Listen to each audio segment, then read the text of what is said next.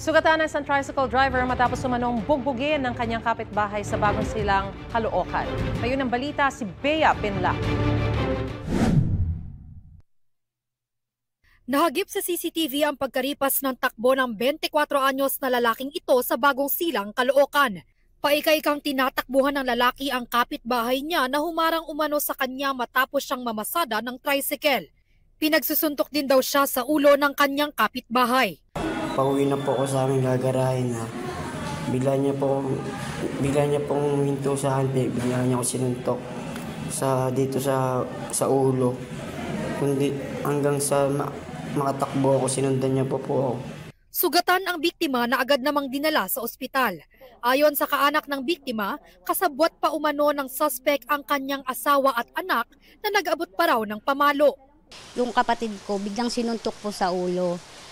Tapos may hinagis po yung asawa niya ng batuta o tubo, pati yung anak niya po.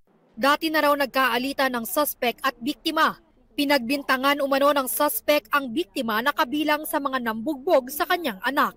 Sabi niya sa akin, papatay, hindi pa ako nakakaganti dyan ate, hindi pa ako nakakaganti, papatayin ko yan.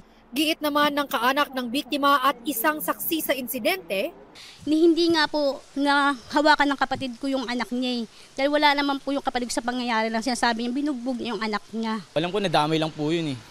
Siya lang po ata yung naabutan gano'n. patuloy namang nakikipag-ugnayan ang kaanak ng biktima sa mga otoridad para sa investigasyon. Sana mabigyan po ng hustisya yung ginawa niya sa kapatid ko. Ibuhay na po ng kapatid ko yung nakaslalay. Sana sumuko ka na. Sana pagbayaran mo naman yung ginawa ko mo sa kapatid ko.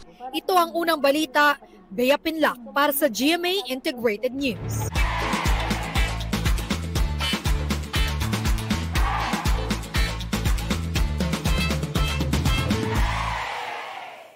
Mga kapuso, para una ka sa mga balita, mag-subscribe sa GMA Integrated News sa YouTube. Sa mga kapuso abroad, subaybayan niyo po kami sa GMA Pinoy TV at sa www.gmanews.tv.